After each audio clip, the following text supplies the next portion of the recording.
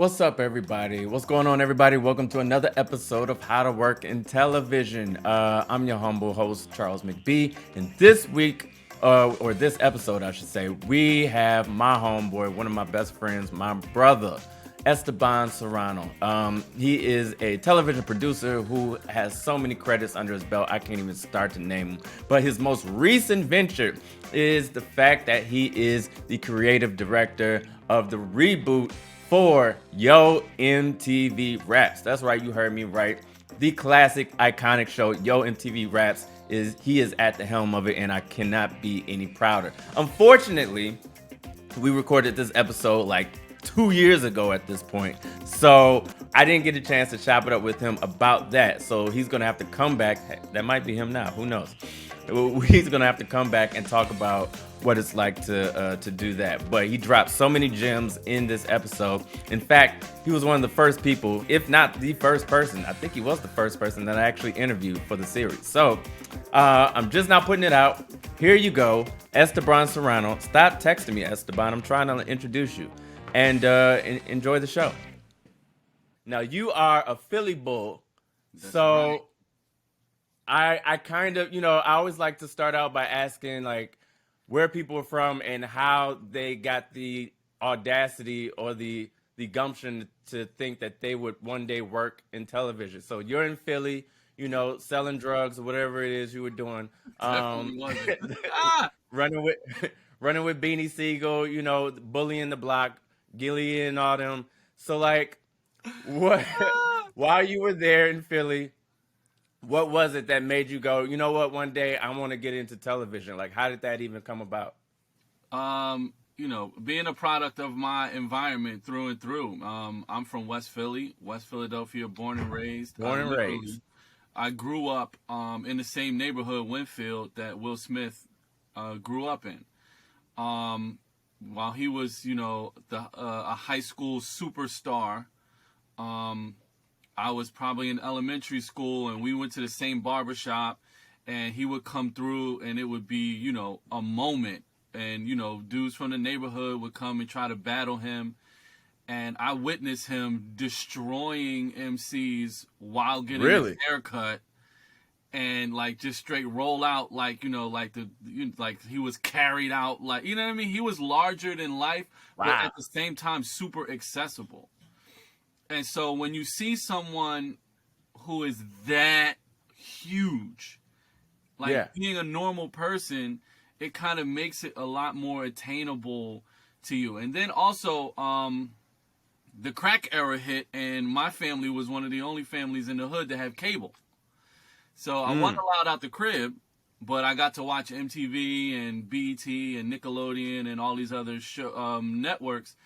And so that was when the seed kind of was planted in my head. Like, I grew up in this super hip hop, neighborhood and environment. And then, the crack era hit, and I was keeping my ass in the house so that I didn't Hmm. get shot, stabbed, and killed, and, somebody steal my bike and all that other stuff. But I Right. just had hours and hours to watch, music videos and stuff. So that was when I started to really have a love for television. And I would, record Video Soul on VHS, and I would Yeah. sit back and watch the videos, and like I just started to take an interest more than the entertainment, but actually the programming, and why was this video coming after this video, and why was there a whole block called Yo MTV Raps or Rap City, and why were, you know what I mean? Why were the genres, Hmm. designated to certain times in different places? So that was kind of when the seed was planted, and I just followed and pursued that passion, to here, to where I'm at now. It- That's interesting because you mentioned, coming up on hip hop and the hip hop era. Was it more so the visual aspect of it that you were interested in, or was it the music? Because why didn't you necessarily have an interest in getting into the record business or the music business as opposed to television? Well, it actually was both for me. Yeah. And I did, of course, I think the beauty of platforms like this and what you're doing is that we can be exposed to, new things. When I was coming up, I only knew becoming a rapper or a DJ. Right. Like those are the only two things I've ever seen. I didn't know Right. Right. that there was a director or a manager or an A&R or all of these other jobs and other ways to contribute. So I was pursuing rap career. Not really, but that was my passion, and that was kind of Mm-hmm. what I thought would be my foot in the door, and what Don't let me ultimately. hear you was battling kids at the barbershop. Don't let me find Oh, out. come on, no, there's some Oh, legendary tape, but this is before YouTube, so of you know course it is. it ain't no receipts online, but I All got the evidence is copies. destroyed, like that first Jay-Z DMX battle, just Exactly. magically disappeared. Oh man, I wish somebody was rolling on that. But yeah, so Yeah. I pursued it, and then during my journey, I saw that there were other opportunities, and it's crazy because I would say maybe 3 years into my television career, I started working for Atlantic Records, and I had contributed to Trey Songz, Plies, uh, B.O.B., Wiz Khalifa. It was a couple of different artists that I was a part of on the visual side. And I thought to myself, I'm like, yo, I'm helping, some of the dopest artists Yeah. reach their fans and, amplifying their voice and their brand. As an MC, I would have only been able to do that with me and maybe someone I was collaborating with. But on the other side, I'm able to really be a force and really help move forward. And that's kind of what I've started to do, throughout my career, is definitely try to use whatever platform or opportunity that I had to help amplify the voices of artists that really, deserve that shine and spotlight. So you brought up YouTube. That's a running theme with people that I've been talking to so far because we all came up pre YouTube era. Yeah. So this whole series, well, not the whole series, but most of it probably will be talking to people who can give jewels as to not only coming up in this digital era, but how we came up also, and other ways to come up, that's outside of social media and stuff like that. So you mentioned you were helping these artists with their visuals. Was that your first way like in, or was there another route that you took to kind of get your footsteps in? Did you go to school for it, or like what was the first little intro into the business So, or the world? my father gave me some of the greatest advice on planet Earth, and one thing that he said to me was, "You will always be a student in life. Period. The Mm-hmm. minute you stop learning, you stop evolving, you die off. You become irrelevant." So he was saying that in the context of trying to inspire me to go to college for something. Because at the time, I'd graduated high school and I wasn't necessarily convinced that I wanted to go to college because, again, I'm pursuing music. I wasn't really Mm-hmm. pursuing anything that I felt like I needed a degree to do. And he was just like, there's courses in college that you can take that will help you sharpen your skills or learn more. So I really took that advice to heart. And that's kind Yeah. of been the theme of my life and my career. So yes, I went to college. I went to the lowest barrier of entry. I still, to this day, have never taken the SATs. I took a placement test to get into an institute that I found in the back of the source. It was like super duper duper, like, Shout out to the source, shout yo. out to the source. Can't get more hip hop than that. And the now unaccredited art institute that I went to.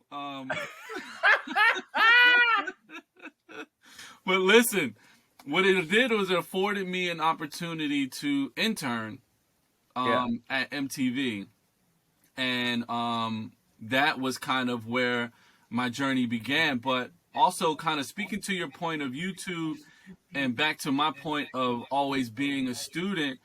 Um, at the time, I was working. I interned at MTV. I got hired during my internship, and then I became a PA, which is like the level above an intern, which is still Right. like getting coffee, running around, doing random stuff, not really as heavily involved in creative as much as execution, but it's a great education, and you're in the building and you're on the team. So During that time, we were running around, we were in the tape era, and we had big fat beta tapes, and all the music videos were on beta tapes, and we shot everything on tape, and then we digitized it and put it into the computer, and then spit it back out on the tape. And so I noticed that YouTube was becoming a thing.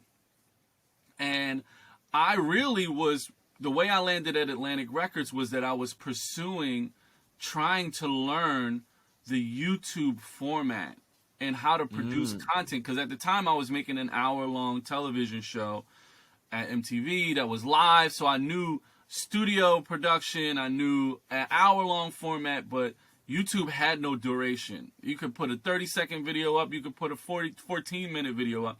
Right. So I wanted to learn how to tell a story in that given time and in that format. And what I learned was the label that was doing it best was Atlantic Records. And they had really been like heavy on the or early adopters to YouTube, and they had like their own web series before that was really even a thing, and they were helping their artists, kind of reach that new audience and adding value to that platform, and then, garnishing a lot of fans, which is why a lot of the artists that I had mentioned are still very relevant artists, and I was working with them, in 2006, 7, 8.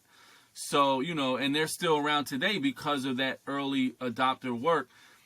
And so, and I'll button up this thing just to say this. When I came into the game, it was about terrestrial television and tapes. Yep. 3-4 years later, it was about YouTube, and it was everything digital. 3 or 4 years later after that, it was all on demand and YouTube. 3-4 years later after that, we're in the streaming era. If my education stopped at tape, I would have been 4 generations removed. You know what I'm saying? Like, that's why that key of always being a student, learning what's coming and what's next and what lies ahead, so that you can continue to become a valuable asset to work and continue to evolve. And that's why, we're here freaking web streaming and in a pandemic, and we're killing it because, we students of the game. We know what's up. Adapt or die, man. Adapt or die. Facts. Just you brought that up because that reminds me of like all the dinosaurs that didn't adapt. I'm talking about major corporations and networks that just refused to adapt to YouTube. And it was just like, what are you doing? Right? Thinking like, oh, we're not going to put our stuff on YouTube. People are going to come to our website and pay and like log in and watch our content. I'm like, are you dumb? Are you stupid or dumb? So yeah, you definitely like being able to adapt and being able to move with the times and not being so arrogant to think that your way is going to be the way forever is the way to go. And really, now you mentioned. Let's go really on that point. Let's talk about the lineage and history of that mindset failing. When movies started coming out on VHS tape, they were $100 a tape. And then, Blockbuster came along and they sued Blockbuster because they were renting videos out to people. When radio started airing records, the record label started suing the radio because you're copyright infringing. You know what I'm saying? Yep. Like, this is historically, y'all been wrong. Why don't you learn from history that when the new technology comes, embrace it, learn it, get ahead of it, and adapt to it, or you're going to be that old man at court saying that they're playing my stuff without the rights, and it's like, well, YouTube is bigger than your whole planet now, so right. You mentioned being a PA. Was that the first time that obviously that coming out of internship, that was your first probably paid gig. Was that the first time you felt like a professional, quote unquote, where you were just like, oh, I'm in the business now? It's like, what was that feeling like? Because there's a lot of people that, I always ask my guests that, like, what was that first time like where you felt like I'm a big boy, professional TV person now? It was definitely when I got my first paycheck that had my name on it that I needed to go get a bank account to deposit it into. That Right. was, that was the moment. Up until then, everything was practice, and I still had that mindset that obviously I'm the lowest on the totem pole. So it wasn't Hmm. like I made it and I kicked my feet up. It was like I'm in the door and now my journey begins. But I was a professional, from that moment on. And even the way that I had carried myself during my internship, being the first person in, last person out. And at the time, I was commuting from Philly. So I had a 2.5 Still, you hour were still commute. commuting from Philly. I was commuting from Philly Wow. 5 days a week, Monday through Friday, to New York. And so Wow. I was leaving the crib before it was light outside, and I was coming home, in the wee hours of the morning. Were you on the bus on the like? Chinatown Cause bus. woo. Wow. I had some experiences on that bus, boy. Stories for days. Stories for days, man. I'm taking the Chinatown bus from New York to Ohio. Like, Oh my! you don't threaten me with a good time. $12 for a bus ride? Yeah, I'll be on there. You get what you I'll pay be for, on brother. there. Yeah, exactly. So you were commute. So just to put in perspective of that level of dedication, you were like, this is my real opportunity. I'm gonna go ahead and commute from Philly to New York every single day, 5 days a week. Yeah, man. So okay, so you're doing that, and I guess the next question would be, when was the first time where you were like, all right, enough of this commuting. I'll go ahead and be 10 toes down. I'm gonna move to New York City. Like, did you need to get a promotion first, or were you just like, you know what, I'm gonna go ahead and do it now? Like, what was that? What was that journey like? So what's funny, and you know, I'm a very spiritual dude, and my whole entire life, not even just my career, but my whole entire life has been like just blessings on blessings on blessings. So I'm in New York City, Mm-hmm. and I'm walking around, and randomly, this guy who knew me from birth, I hadn't seen him probably since I was 8. At this point, I'm 22, 21 years old. Haven't seen Mm-hmm. this black man since I was 8 years old. Esteban, is that you? And he Boy, I ain't exactly. seen you since you was knee And high I'm to a like, grasshopper. how in the world? And he told me his name, and I remembered his name. And he and Uh-huh. my mom were tight, and he was tight with my family. He was like, "What are you doing? What are you doing here?" And I told him I started working at MTV, and whatever. He was like, "Well, if you let me know if you're looking for an apartment," and I was like, "I guess I am. Like, I'm commuting back Yes, and forth." like He was like, "Oh man, a friend of mine, she has an apartment in Harlem, and it's rent controlled, and she lives in LA, and she's looking for someone to sublet it from her. I'll put you in touch." And he puts me in touch with her.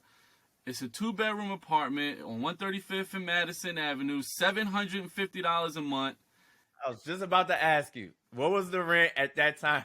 $750, Woo! and it For was a 2 bedroom for a in Manhattan. two-bedroom in Manhattan, bro. And it was Sanaa Lathan's mother. It was the Wow. apartment Sanaa Lathan grew up in Harlem. That was her. Yeah. Wow. So the energy in that place was, again, spiritually, like she was spiritually connected to Lauji, which is the name of the guy who, and he and my mom are spiritually connected. We're all these spiritual beings. So like when I walked into that space, I was like, yo, this feels like home. It just felt creative. And again, she lived in Hmm. LA. When she came to New York, she would stay with her family because she hadn't seen them. So she came to Mm. the apartment one time to like get something, and she was like, "You haven't done anything. You haven't painted. You haven't like. I don't even feel like you moved in." And I'm like, You was like, man, I'm just trying. I don't want to touch nothing. I'm just "Exactly. grateful to be here. I Shoot, don't want to mess nothing up. I nothing. sleep in the corner. I don't. I'm the same. That's just how we are, though. Like, Yeah, especially, black people. It's just like, I don't. I'm just grateful to be here. I don't want to mess that's it. nothing up. I'm good. That's it." But I guess it was fate that that led me to make that move. And I'm also, again, I'm blessed that I don't have the horror stories of like roommates and all of those things. Like I moved into that apartment, I was there for a couple of years, and then I got married and moved in with my wife. Wow. So it was just like that. And you don't have to go too much into it, but your lovely wife, you met her in New York, or I was did. she back in Philly? No, no, no. Okay. I met her. I met her up here. It's funny because in my quest to get to MTV, my my my college, again, not accredited anymore, very shady business. They didn't Back at the have source, baby. Neither exactly. neither is the source, by the way. They felt Both your this. college and the source are both not accredited anymore. You're They're right. both out of business. I should have took that as a sign. But they didn't have any connections to MTV, and I only ever wanted to work in music television. Like that was like my passion, obviously. And so I would come up to New York and hang out around MTV to find, a connection to the building. Mhm. And Kat, my wife, was a friend of mine that I met in New York, and she was almost like my tour guide. Like she would come and like I would link up with her, and she would show me around the city because being from Philly, I didn't know anything about anywhere and whatever. So So I know so her you're before MTV. Like when I was in college, we met at 18 years old. okay. Yeah, I was 18, she was 19 when we met, and it's funny because yesterday was her 40th birthday, and next week is our 14-year anniversary being married. Nice, man. So yeah, Congrats, bro. I ain't there yet, but one day I'll find my queen. One day, you one day, will, you will still in for these sure. streets.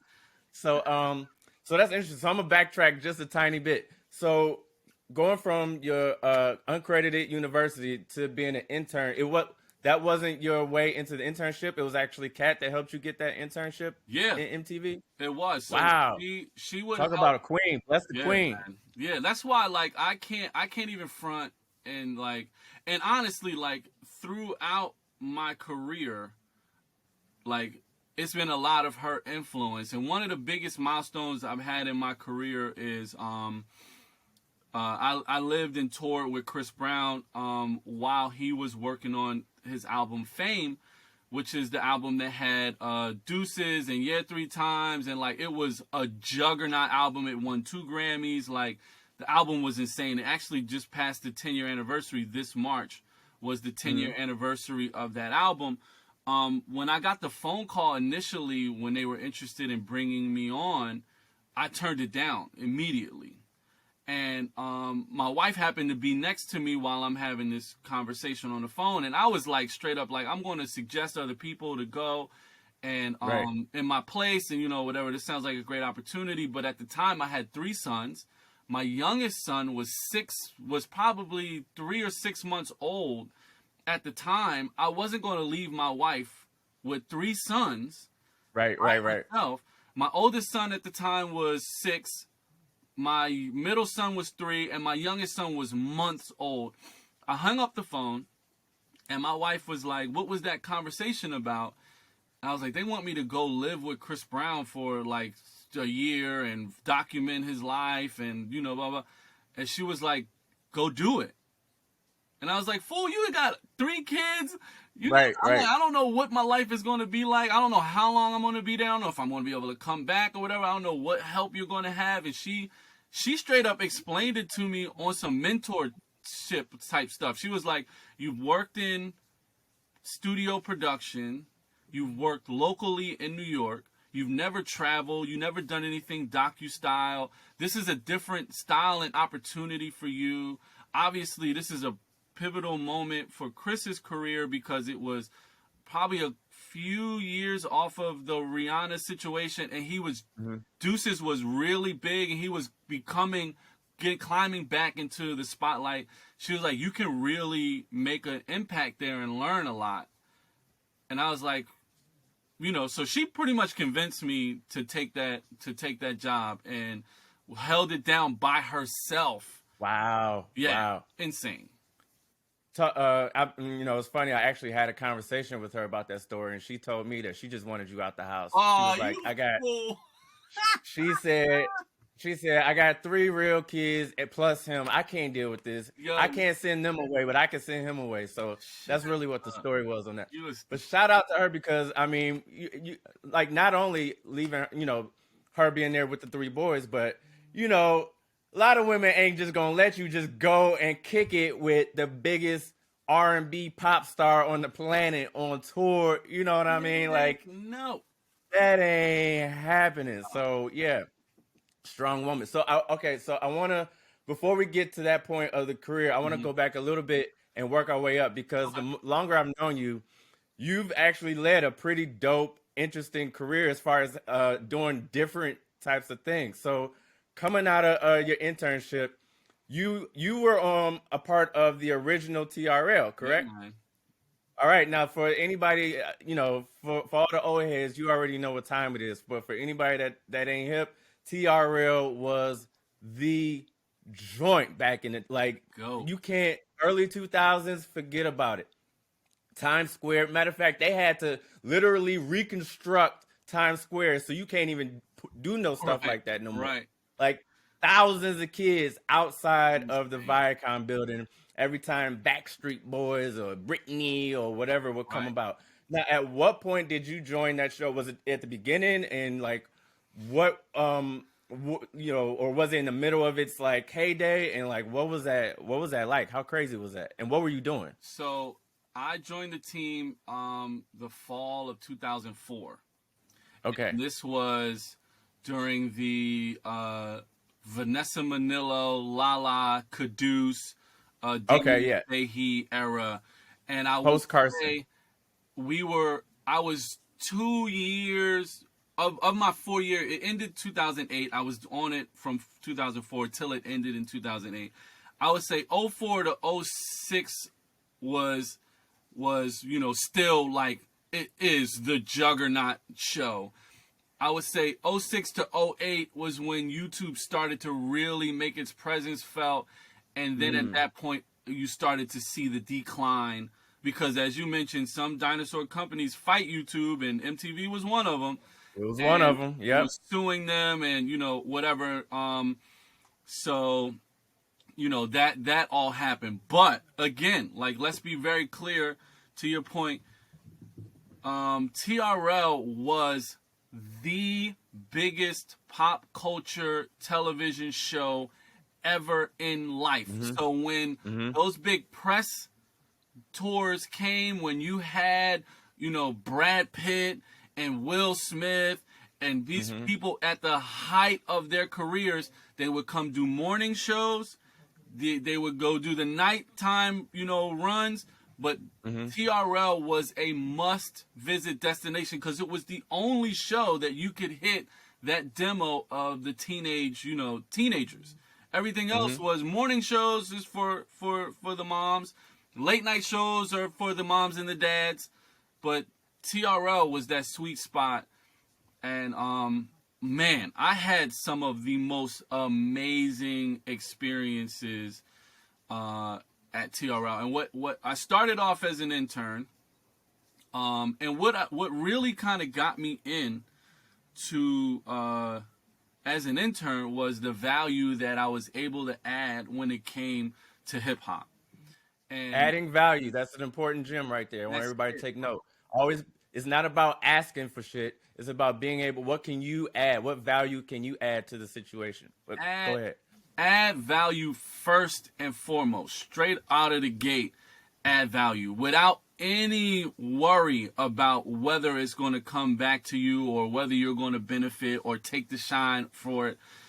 Karma is something that I truly, truly believe in, and when you put the right energy into the world, the energy will be reciprocated to you. So what I started doing was, I was, as a PA, I was able to sit in the meetings when things were being pitched and ideas were coming Mm-hmm. down and people were getting assigned certain artists and certain talent, and I would either pitch ideas or I would notice who was assigned to certain someone, and I would, reach out to them one on one, or run in their office and say, "Hey, this is the idea that I have for Jay-Z. I think it would be a great idea, and here's why." And I would, on the low, be helping them produce the creative and came up with the creative, and in exchange, Mm-hmm. I was learning how to become a segment producer. Because then Mm. I'll be like, they were like, okay, that's a great idea, but what about this, this, and this? And then I'd have to figure that out. And so what I was doing in exchange for my creative, I was learning, the ropes, and then it led to me ultimately becoming a segment producer of my own. Dope.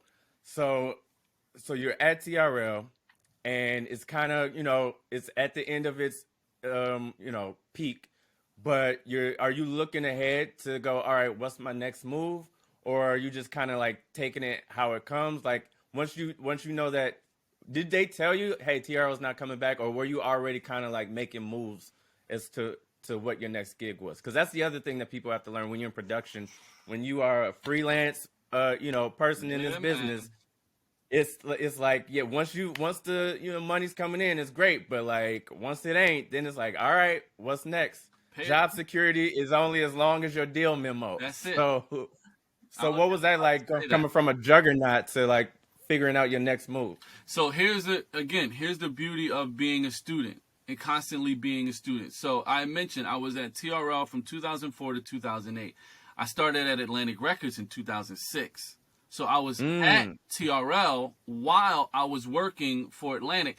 And being a freelancer, I was able to take the jobs at Atlantic that were either weekends or things that I could cut Nice. overnight. So I was already building my list of contacts, and I was building my resume while I was at TRL. And I would say maybe a month before the end date, they told us, okay, TRL is going to end November of 2008. So we had a month leading up to figure out what was next. So I wasn't really concerned because, like I said, I was double. I had two gigs at the same time, but so I just started reaching out to people that I'd met or that I knew, and that's one thing that I will say about our industry.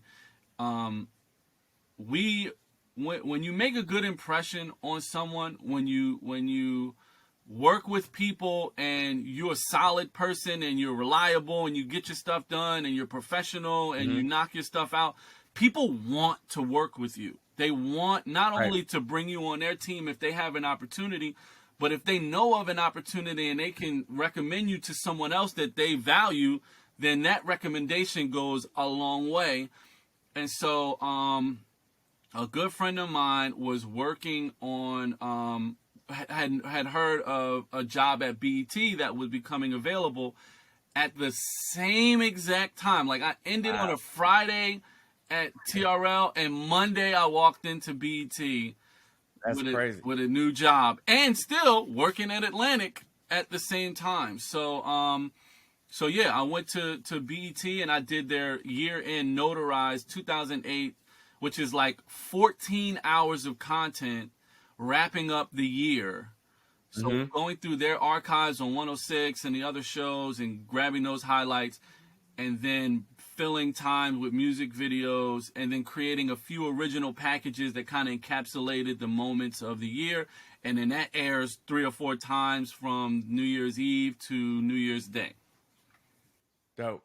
So you dropped a few different jewels in that. One, I learned that it's in this business, especially like I said, being a freelancer, you got to be able to open yourself up to many different avenues and many different opportunities. It's not just like a regular gig where you just work this one job and you kind of work your way up the corporate ladder. Right. Like you were at TRL and you were like, all right, I don't know how long this money train is going to be running. Let me also use my skills and be able to, parlay that over here at Atlantic. And that's another thing that just not only being in this business, but also specifically being in New York will do to you. You become a hustler. Like Facts. you will work 2 or 3 different gigs and like spin a bunch of different plates and use every skill that you have to create your portfolio and different streams of income. Now, 2 things I want to ask. First is one thing I know about you is not only have you worked behind the scenes, but you've also worked in front of the camera. You hosted your own show on Fuse, and you've done lots of other different things. What made you kind of want to make that leap in front of the camera? Like, how did that come about? Again, that was that was an opportunity that was given to me from someone that I'd worked with at TRL. She had become an executive at Fuse, and I had been brought in from to Fuse as a segment producer on the hip hop show. She had been brought in as an executive in the digital space. And Fuse had just gotten this huge deal with YouTube where Fuse had become the official music content creator for YouTube, which meant that they had to have a certain amount of hours per day or per week that they created original content exclusively for YouTube to fulfill the deal. And what she knew about me was that I was super passionate about hip hop. What she knew is that I was developing a lot of genuine relationships with artists, and she was in a bunch of my interviews where I was off camera having conversations with artists on camera. She would see, you know, the relationship that I had and the rapport that I had when the cameras weren't rolling with these artists. And so she kind of just put two and two together and was like, listen, we need to deliver a lot of content. Yeah. You have a great personality and a great rapport and relationship with artists. Sometimes the conversations that you're having off camera are more interesting than what we're actually getting in the pieces. You know, why don't you think about becoming a host and being the face of hip hop for, you know, for our YouTube channel? And I was like, all right, let me think about it. And again, like at this point in my career, I'm in my 30s. It wasn't like it was the new guy, you know what I mean? I'm 30, I'm married, I'm the dad 3 times over. None of this stuff was really something that I had ever aspired to do. But, you know, I was like, look, you know, let's pilot something. Let's see how this works. And if you like it and I like it and we're comfortable with it, then we'll roll. And, you know, forget it. It was over from there. I not only was the face of hip hop on YouTube for Fuse, but I then became a co-host because I was out shooting in the field one day at Bonnaroo at a music festival, and one of the co-hosts of the Top 20 Countdown show on Fuse was sick. And they had a bunch of integrations that were already, you know, paid that they needed 2 hosts to fulfill. So they were like, well, Esteban's here. He's shooting, but he's also like a host now. Can we have him in? And then, you know, I filled that slot in for that episode. And then the following episode, that same host who was sick had took a gig at Fox on like this juggernaut TV show and straight up left the show. And they were like, well, fill in until we find a replacement. And then they never found a replacement. I was permanent there. And then the other co-host left and I was the only like remaining host. And, you know, I went on through 2 different other co-hosts. I was on that show for probably 4 or 5 years. I had my own hip hop shows. And at the time I was also creating my own shows and hosting them as well at Fuse, because again they had a lot of time to fulfill, and you know hip hop obviously has always been one of the biggest and most important genres of music. So you know that kind of kept me busy. So then another thing you said, and listen, literally the only reason I've stayed working in television for so long is through references and referrals and other people like suggesting me. Like I've never actually landed a gig through a resume per se or a writing packet. Now those things may have sealed the deal just to show in stone that I had the credibility, but it always started with somebody, hey, I talked to so-and-so and they really recommended you. Would you like to do this? Or, hey, you need to do, like, that's how it goes. Be somebody that's professional and be a pleasure to work with. Be nice, be professional. Don't be an asshole, and you will work in this business. You will find more work than some of the people who are more talented and qualified 100%. Than you.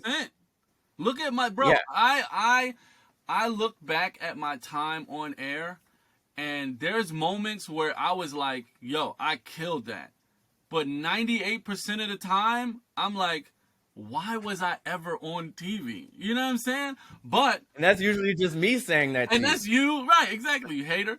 But but when I show up on when I would show up on set, the Hmm. union crew that was there would like rejoice because I knew their roles and their responsibilities, and I knew that my part in front of the camera was a very, very small percentage of the Hmm. overall production and everyone else's job. So my job on air was really to make other people's jobs easier. I wasn't a diva. I wasn't difficult to work with. You know, I understood that the writer who wrote this script really did their homework and research and put a lot Unless it of was time me and that wrote it. energy, unless it was Charles. Yeah. And you know what I mean? Like, I had respect for other people's times, and Yeah. I wanted to be easy to work with and just make everybody's life easier, from the editor to the PA to whoever. Like, it was all good with me. This Yeah. wasn't about me, and that was another thing that was great about my time on air. My approach as an on-air as an on-air talent was the same as a producer. I want whoever I'm talking to shine. It ain't about Yeah. me. I'll be deprivating, whatever that word is, if it makes them feel Guys, he better. went to an uncredited college. You Remember, know so what I'm saying? I it's never all took the good. SAT. You know what I mean? So, You're right. It's all you know good. what I mean? Whatever I needed to do to prop Yeah. up the person that I was talking to was my job and my role. It wasn't about me shining and me taking the Right. shine from anybody. And you know, that wasn't who I was, and that wasn't the role that I needed to play. That's dope. I only got a couple questions. I know your time is very valuable with all them kids. So I guess my next question would be, how important is it, or is it not that important, or did you have a mentor through this? Was there anybody that you kind of gave you advice, or were there several people, or is that not as important as some people may think? I think it's everything, man. I really do. And I had several uh, tangible mentors that I had actual relationships with that knew I'd look to them as a mentor. I never asked them per se to be Hmm. my mentor, but there were certain people that I would definitely have these important conversations with that I needed, that always steered me in the right direction. And then there was some inadvertent mentors and people that I never met that I looked up to and that I inspired to model my career or my work ethic around. I'm definitely of that model of watching, I kind of liken it to being an athlete. If you're in basketball, you watch the greats play ball. Hmm. You don't. Kobe didn't have to be mentored by Michael for you to see Michael's influence on Kobe's game. You know what I'm saying? Hmm. Like, I saw Kobe in high school because I'm from Philly. I would watch him play in high school, and I could see Michael. He didn't meet Michael Jordan until he was Right. in the league. You know Right. what I mean? But you could see the influence. So I had, and my mentors are also from very diverse backgrounds as well. A woman by the name of Marta Raven is a mentor of mine, and she was the one who I was mentioning, who was the one who gave me the opportunity to be on air talent, and she was a producer at TRL. A woman named Jen Demi, who was a super big executive at Fuse. She was another mentor of mine that I'm literally texting right now. And we're Mm. talking, to this day. And then I have people like Eric Clark, who was a producer at Sucker Free and Direct Effect back in the day at MTV. But Shout out to Sucker Free. right, he was the one who bought me over to Fuse and asked me to help him and produce the Hip Hop Shop show. Eric is definitely another mentor of mine. My big brother Set Free, DJ Set Free. He's another, big mentor figure of mine. Sway is another, a big Yeah. brother mentorship, figure as well. I feel like it's important to have a diverse, you know, group of people from different backgrounds, some who know where you come from and know you, and then some who just see something in you and, help you think a different way and approach it, things in a different way. And there are a bunch of other, mentorship type figures that I've had. And my wife, honestly, has been someone who, I call her nickname for me is Notes, because she always got notes on anything that I do. And she loves, me being creative and being a content creator and my passion. But she also knows my weaknesses more than anyone does. And she knows that I like to start stuff and be excited, and I'll let that thing die. And she's like, are you going to really follow through this time? You know what I mean? She give me those types of talks that my other mentors wouldn't give me. You know what I'm saying? So Yeah. it's important, bro. It's definitely important. So you mentioned notes and things of that nature. I want to talk about real quick. Couple questions. Mistakes. Are there any mistakes that stick out to you that you learn from along the way, but that you want to tell other people to kind of maybe look out for, as you were coming up? Yeah. One of the biggest lessons that I've learned is in our business, being creatives in a corporate environment, your real job is to identify which of these two roles you play. You are either a creative and you're there to be opinionated and talk about creative and be passionate about creative, or you're in a service and you're there to just write a damn script, or you're there to research questions, or you're there to read a prompter and roll. Understanding which capacity you are supposed to fulfill will help you be less stressed out, will help you to really understand, and help you to be more of a pleasure to work with. So many times I've been fighting battles, you know what I mean, for things that, like, my name ain't Viacom. Like, this ain't my hill to die on. Why do I care about Soulja Boy so much? He don't even know me. You know what I mean? Like, but I'm about the culture, and this is supposed to be authentic, and yada, yada, yada.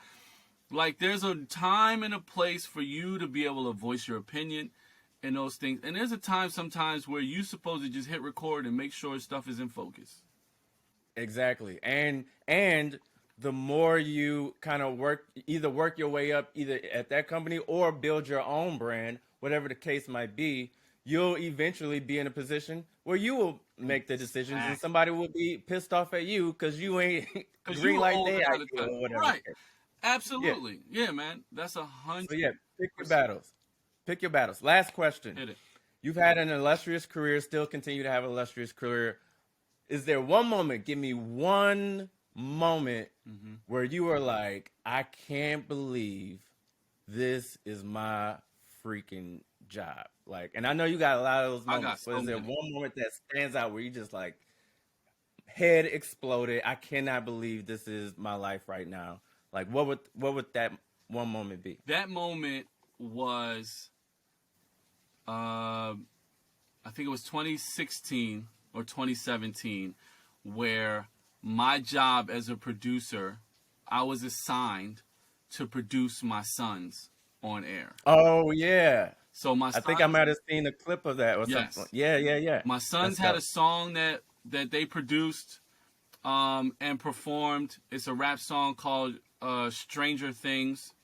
It was basically a recap of season 1 of Stranger Things, and they had released it the week leading up to the second season of Stranger Things. And we had the cast of Stranger Things coming on the TRL revamp, and they always wanted a human interest or viral social type of element to bring into the show, and there they were. My sons had gone viral, and Stranger Things had shared it, and like it was posted everywhere, and like, it was a big moment. It became like a big fandom, a song, and they got booked to perform on TRL, and I was the producer, and I'm like, this is it. That's like, this crazy. is the moment.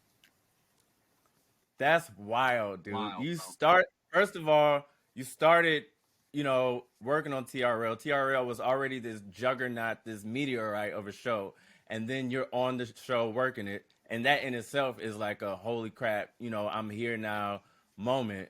And then years later, when they bring it back or whatnot, your sons that when you first got here weren't a thing. Now all of a sudden your three sons Yeah. are on the show and you're producing it. That is a hell of a story, man. Yeah, That's man. a hell of a story. Listen, hey man, as much crap as I give you, you are a good friend, and I definitely value our work relationship and our broship, Yeah. and I appreciate you coming on and dropping these jewels, man. Listen, man, I want to definitely. I know you got a bunch of fake flowers behind you, but I want to give you some real flowers right now. Because they don't give me my flowers, man, so I gotta, you can bring your own flowers.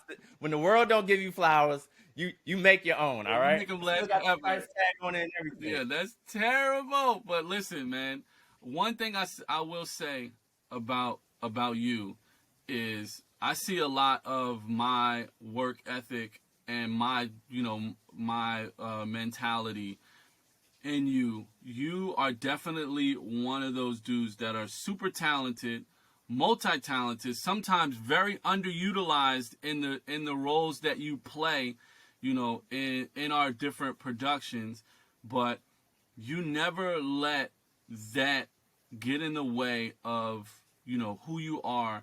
You are Mm. funny, you are smart, witty. Like, not many people can encapsulate a time in a joke and have it resonate so strongly. There's not many people who can actually do that. And I recognize, and one of the greatest things in my career as a producer is being able to recognize talent. Not only like, singing, dancing talent, but people who are gifted talent that can contribute to a team and help you get a vision executed. The things that you've been able to do on your own throughout this pandemic is obviously a sign that you have been super underutilized all of this time, and you deserve like a really dope shot and opportunity. And I see that it's going to come soon, man. I'm proud of you. I said that, to you, from the podcast to the mixtape to the live streams to the Both which you produced, by the way. Both which I'm just Esteban saying. produced. And I wouldn't That's have why. wasted my time because you didn't pay me that good. Let's be clear, especially for the abuse. I could have took you to Charles McBee LLC HR and got you canceled, but I didn't. I appreciate that, my brother, man. I appreciate that. Thank you so much, man. Likewise. And let's continue to make history. Yes, sir. All right. I'm Boom. gonna go to my stripper pole now. I'll talk to you later.